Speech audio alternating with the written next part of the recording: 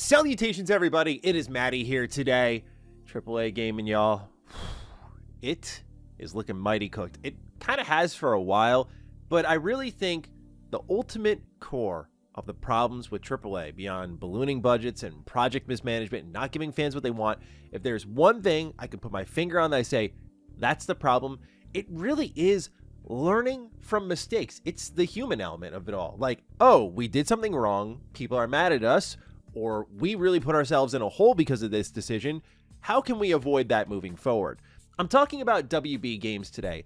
We've extensively covered WB Games on the channel, and I want them to succeed so much, especially after the beautiful Superman movie. Just had such a good time watching it. Such an early 2000s spirited movie. Really reignited my love for DC, and I'm excited about what James Gunn wants to do involving the games and the movies together and kind of respecting their individual visions while bringing them together in unique ways. Like, I'm about what he's starting to put together here, so I want them to succeed. But the last time we talked about WB Games, it was not a pretty conversation. It was me ranting and raving to the point of getting the video demonetized because I was cursing my brains out at how WB Games has put themselves in a giant hole. Instead of letting a team like Rocksteady make another Batman game or a single-player superhero game of some kind, as they have proven to do very well in the past, they had them do Suicide Squad. That created a hole for them. Monolith, who was behind the Shadow of Mordor and Shadow of War games, mismanaged into the ground. Now they're gone forever. WB Games Montreal getting like one game out per decade.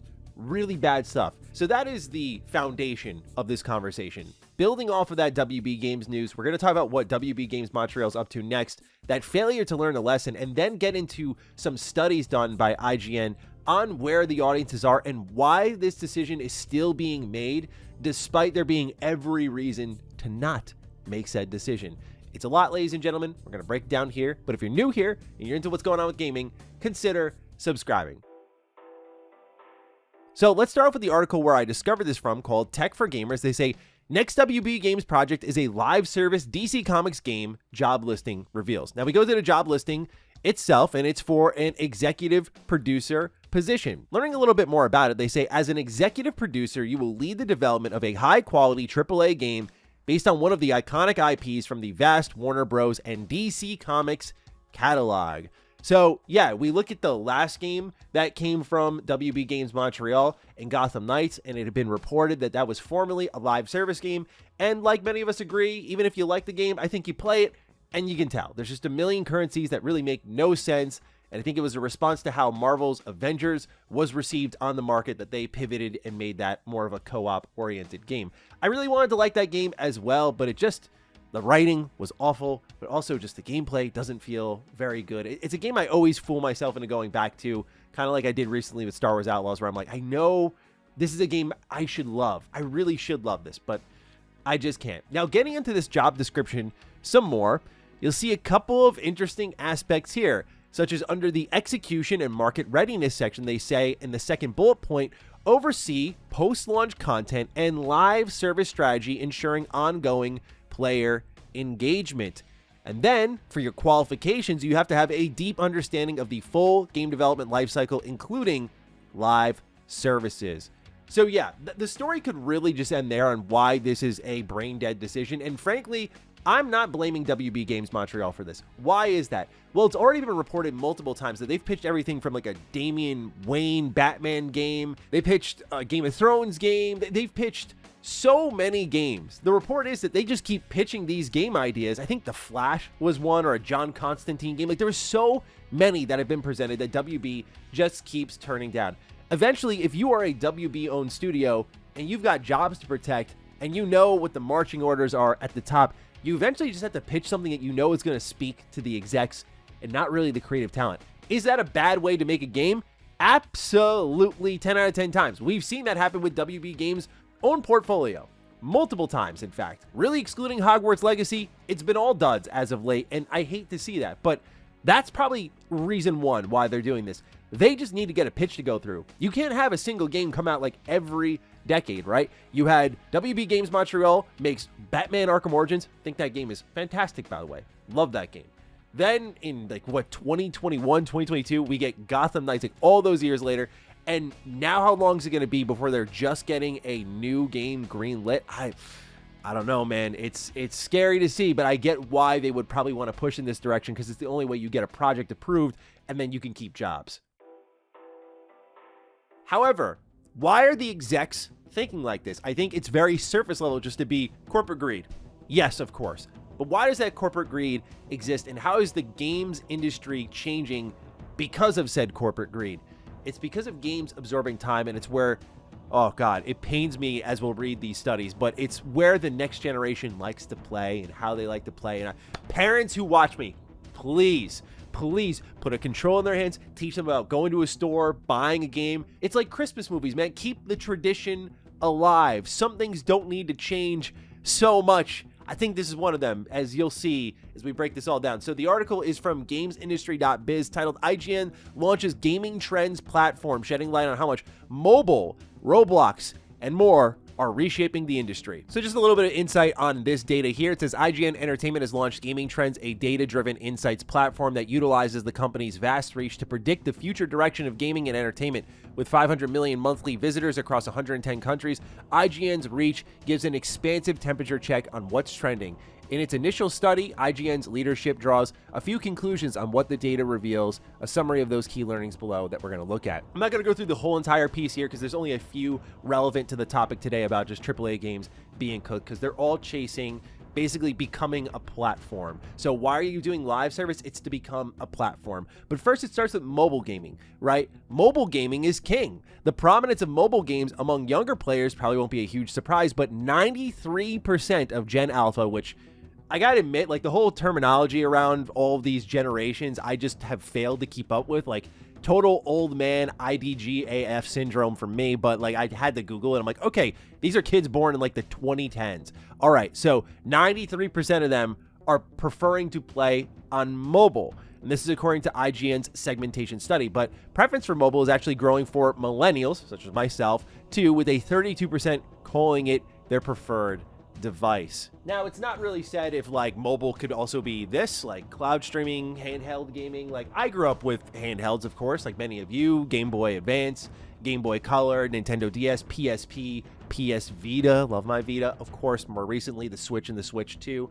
We have these handheld PCs, so I love me some handheld gaming. Yeah, some of it's like the product of what I grew up with, and I know that's the case for these kids. I don't blame them. I blame you parents who didn't put a controller in their hand, but put a phone in their hand, damn it all. Now, the other way we're looking at this is when you make a live service game, you can try to incentivize user-generated content. That's the other thing they mention here. Unreal Editor for Fortnite has resulted in 200,000 games being made by creators within the Fortnite ecosystem. This figure is dwarfed by the numbers in Roblox, which is home to 40 million user-made experiences. It talks about the daily concurrent user numbers for Roblox, how they've grown month over month. It's an insane amount.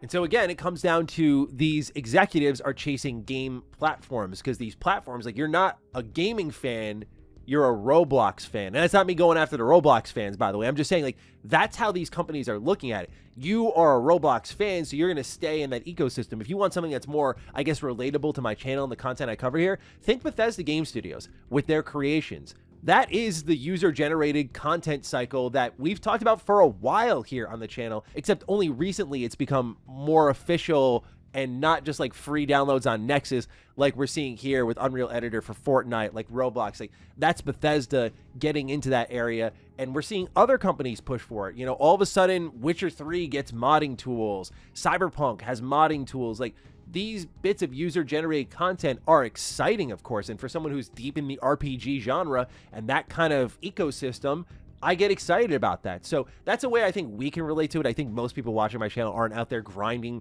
Roblox, but that's a way I think it's easier to comprehend. And many companies are chasing that. That's why you get, again, oh, we had a cratering loss here at WB Games. You still go for that money here, because if you can get a great hit, user-generated platforms, guess what this means? To them, the way they think about it is like, you can make one big successful live service game, or you can make like 20 single-player games. And they think one big successful live service game is worth it. The other change, and this is very relatable to a DC property, is games powering pop culture. They cite the Minecraft movie here, raking in $950 million at the box office. Five Nights at Freddy became Blumhouse's highest grossing movie ever in 2023, passing $297 million. So yeah, there's a lot of money going around this games industry now thanks to movies, TV shows. We look at the Fallout TV show last year. And part of the reason these have grown so much is because they're actually good now. Remember growing up, like this shit was normally like a death sentence, but eventually it became good because the creatives behind these games got involved in the film or the TV and helped guide the production a bit to make the right creative decisions, because you get through to the hardcore gamers like us and we'll signal boost you to the sun and then you'll make your $950 million. But in the case of DC, and you know James Gunn's plan of like, hey, we're going to bring some of these games into the DCU. Well, now you can lean into pop culture more than possibly anyone else on the market because it's very specific to your story. Then there's the shift in loyalty. We've already talked about this a bit, but they write here, millennials and Gen X tend to be loyal to platforms or genres, guilty as charged. Now the younger generations are loyal to specific experiences. They don't identify as gamers, they identify as players of a specific game. So game communities now behave more like sports fans. And it's funny because it reminds me a lot of console fanboys. But yeah, what's happening is these companies are correcting, potentially overcorrecting for an incoming generation that plays games very differently from us. So that's why PlayStation, a lot of us, myself included, are like, give up on the live service, dude. Go back to what you're good at.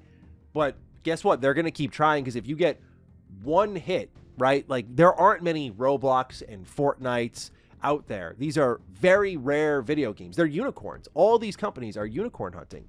And for companies that have an obligation to their shareholders to keep that line moving up, you're going to keep pushing for that live service, because it's always going to be that sensible investment, simply because if you get one hit, which is hilarious, by the way, because one of the hits was from WB, not to maybe the extreme of a Fortnite or a Roblox, but you had multiverses, like a platform fighter that was going viral, had tons of DLC opportunities, had tons of collaboration opportunities. Like, it was sky's the limit, and they pulled it off the market, relaunched it. It was a flop. Is unfriggin' believable. So the funny part about this whole story is that even if WB gets what they want, which is what much of the industry wants, they're probably still going to mess it up, because they've done it before. They literally had a hit on their hands and pulled it off the market and said it was a beta, guys, out of nowhere. Okay, sure.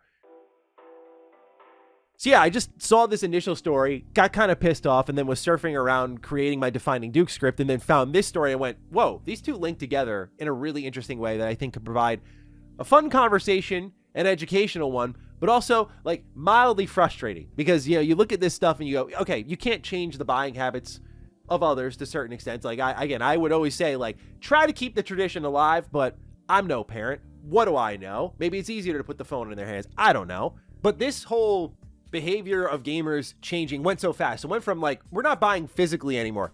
Okay.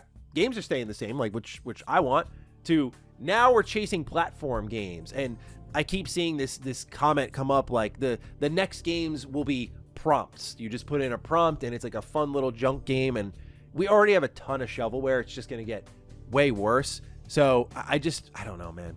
I get worried a little bit, because then you look at AAA gaming as a whole and what they're going after, and instead of going after like premium experiences, they're going after the recurrent cash. And I think in the case of WB Games Montreal, they're a perfect example of why, because like these execs have rejected so many other pitches. They just want one thing. They want one thing and one thing only. So we'll see how it pans out. I don't know what DC property I want to see in live service, especially after the almost live service in Gotham Knights and the actual live service in Suicide Squad Kill the Justice League. But time will tell. Ladies and gentlemen, that's all I've got for you. I'm looking forward to getting your thoughts on this down below. Fire away. Other than that, take excellent care of yourselves, and I will see you in the next one. Stay sexy, stay active. I love you all. Peace.